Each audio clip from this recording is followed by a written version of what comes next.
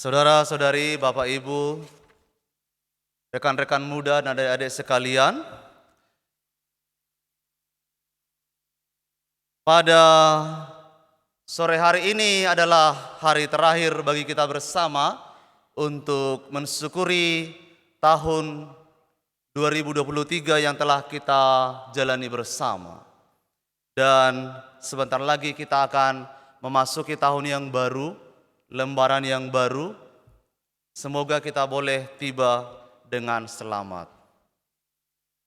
Maka saudara-saudari, Bapak Ibu yang sering berbuat kurang baik, harap bertobat ya. Yang sering menyakiti, bertobatlah. Saudara-saudari yang terkasih, pada pesta keluarga kudus hari ini kita merayakan pertama-tama cinta kasih Allah yang telah dinyatakan kepada kita lewat kelahiran putranya Yesus Kristus. Allah menyatakan rencana penyelamatan itu dengan cara yang sangat mengagumkan. Allah memilih untuk menjadi manusia sama seperti kita kecuali dalam hal dosa. Allah menjadi manusia, Dia adalah Immanuel, Allah beserta kita. Dengan menjadi manusia, Allah mendekatkan dirinya dengan kita. Sehingga Allah yang jauh itu dari pandangan manusia, kini dengan kelahirannya semakin dapat dijangkau oleh manusia. Ini adalah suatu peristiwa yang sangat besar karena Allah itu adalah yang kudus, yang maha kuasa, dan kita adalah orang yang penuh dengan dosa. Tetapi Tuhan sendiri mau merendahkan dirinya supaya kita boleh menggapai Tuhan dengan sedemikian rupa. Dan yang paling penting dari peristiwa ini adalah bahwa Tuhan memberi kita kesempatan untuk mencicipi hidup yang kudus selama kita masih berziarah di dunia ini. Saudara-saudari yang terkasih, Tuhan memilih jalan ini, mengosongkan dirinya, merendahkan dirinya untuk memperkaya hati kita dengan kasih-Nya dan mengangkat kita dari lumpur dosa, memberi kita martabat yang baru, yaitu anak-anak Allah yang sejati. Kemudian yang kedua, para saudara-saudari, perayaan pesta keluarga kudus ini adalah undangan bagi kita bersama untuk senantiasa memelihara hidup berkeluarga dengan dilandasi iman. Gereja adalah persekutuan orang-orang beriman. Maka keluarga yang dipersatukan dalam gereja kudus ini adalah juga orang-orang yang harus selalu bertumbuh dalam iman. Abraham dikatakan dalam kitab suci hari ini dibenarkan oleh Tuhan karena dia percaya. Kalau kita membaca riwayat perjalanan dan pergumulan Abraham ini, para saudara-saudari, ini adalah pergumulan yang sangat panjang. Bukan hanya usia Abraham dan Sarah yang panjang, tetapi dalam rentang usia mereka itu, mereka juga bergumul untuk percaya kepada Tuhan. Dan kalau kita melihat lebih dalam, kurang alasan apa Abraham untuk tidak percaya kepada Yahweh? Ada sekian banyak alasan bagi Abraham untuk berkata cukup percaya kepada Tuhan. Artinya dia bisa menolak Tuhan, dia bisa untuk tidak percaya kepada Tuhan. Tapi saudara-saudari, Abraham tidak pernah memikirkan itu. Sampai pada hari tuanya, Abraham selalu berkata dengan baik. Seperti yang dikatakan dalam kitab suci hari ini, Tuhan, Engkau tidak memberi aku keturunan yang akan mewarisi, akan menjadi ahli warisku. Perkataan Abraham itu tidak menyiratkan satu kekecewaan, tetapi menyiratkan satu kepercayaan pada penyelenggaraan Yahweh. Dan kepercayaan itulah yang mendatangkan apa yang menjadi kerinduan Abraham dan Sarah. Yahweh menganugerahkan anak kepada mereka walaupun mereka sudah usia senja. Saudara-saudari, bagi orang yang percaya, tidak ada yang mustahil di hadapan Tuhan. Abraham adalah salah satu dari sekian banyak tokoh biblis yang menunjukkan kepada kita akan betapa besarnya karya Tuhan bagi orang-orang yang percaya. Saudara-saudari, keluarga kita kiranya dibangun atas dasar itu. Kemudian yang ketiga, merayakan pesta keluarga kudus ini bagi kita adalah juga merayakan sekaligus meneladan keluarga kudus Nazaret. Selalu kita merayakan ini, dan kalau kita mengenangkan sungguh-sungguh, selalu ada hal yang baru yang memperbaharui hidup kita, yang memperbaharui komitmen kita dalam terutama membangun kehidupan keluarga. Keluarga kudus itu adalah Maria, Yusuf, dan Yesus. Dikatakan dalam kitab suci, para saudara-saudari, keluarga ini adalah keluarga yang sederhana. Tetapi saya selalu merenungkannya, sederhana tetapi keluarga ini penuh sahaja, bersahaja. Karena di dalamnya ada Allah. Penghasilan mereka mungkin tidak sebesar atau tidak sebanyak penghasilan kita. Pekerjaan mereka juga tidak sebesar pekerjaan kita. Status mereka apalagi tidak setenar, seterkenal kebanyakan orang. Tetapi yang menarik dari keluarga ini adalah bahwa mereka dikatakan takut akan Tuhan. Mereka taat kepada hukum Tuhan. Maria dan Yusuf itu orang-orang yang sederhana, bukan orang-orang yang terpelajar, tetapi mereka tahu ada hukum Tuhan, mereka mau taat pada hukum Tuhan. Maka mereka ketika Yesus sudah lahir 40 hari, lalu mereka membawa itu ke bait Allah, mempersembahkannya kepada Allah. Semakin keluarga itu mengerti, tahu tentang hukum Tuhan, maka mereka juga akan semakin tahu menghayati apa yang harus mereka lakukan sebagai keluarga yang baik di hadapan Tuhan. Saudara-saudari, ini adalah teladan kita, ini adalah panggilan kita. Gereja, keluarga yang kudus dalam gereja Katolik itu juga harus seperti keluarga ini. Tahu hukum Tuhan, tahu perintah Tuhan, tahu juga perintah gereja.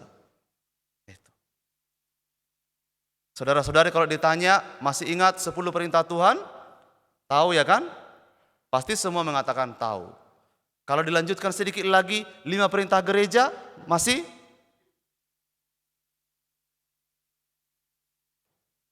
Harus tahu lah Bapak Ibu ya. Di situ ditegaskan apa yang harus kita rayakan, bagaimana kita harus merayakan Ekaristi, harus menyambut komuni kapan, sakramen tobat bagaimana. Seringkali Bapak Ibu, ada anak-anak kita yang akan menerima sakramen perkawinan, seringkali ketika diminta surat baptis terbaru, ternyata dia belum menerima sakramen-sakramen inisiasi. Sakramen krisma belum. Lalu kesulitan kan? Nanti kalau ditegaskan oleh gereja urus ini urus itu, wah gereja sulit Romo. Bukan sulit. Gereja tidak mempersulit perkawinan, tapi gereja ingin mempersiapkan perkawinan saudara dengan lebih baik. Nah, saudara-saudari yang terkasih, keluarga yang baik adalah keluarga yang tahu hukum Tuhan, yang tahu ajaran gereja dengan baik, lalu juga membimbing anak-anak dan buah hatinya sesuai dengan ajaran Tuhan itu. Sangat menarik para saudara-saudari, ada 3 sakramen inisiasi, baptis, ekaristi, dan krisma yang selalu ditegaskan oleh gereja untuk pertama-tama diberikan kepada umatnya. Karena sakramen-sakramen ini adalah sakramen-sakramen yang menjadi pintu bagi sakramen-sakramen yang lain. Yang memungkinkan kita untuk masuk lebih dekat, mengalami Tuhan secara lebih dekat dalam kehidupan kita. Nah, para saudara-saudari yang terkasih, keluarga kudus Nazaret ini, biarlah ini menjadi ideal bagi kita semua. keluarga kita bersama yang harus selalu kita bangun diinspirasi oleh keluarga kudus Nazaret ini.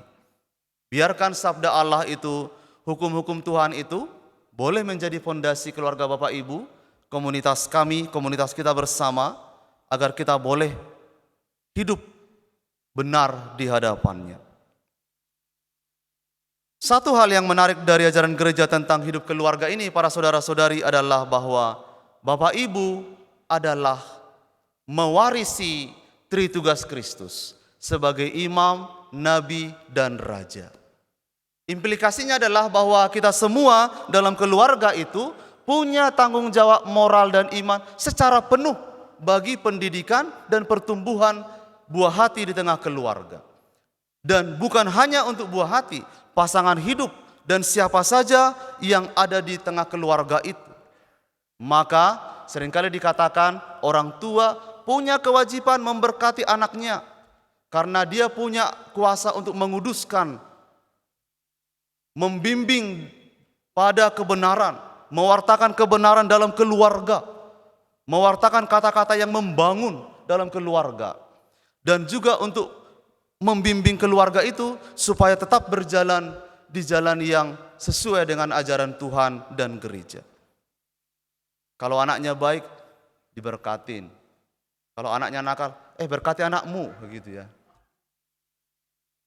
Suaminya berkata, itu anakmu.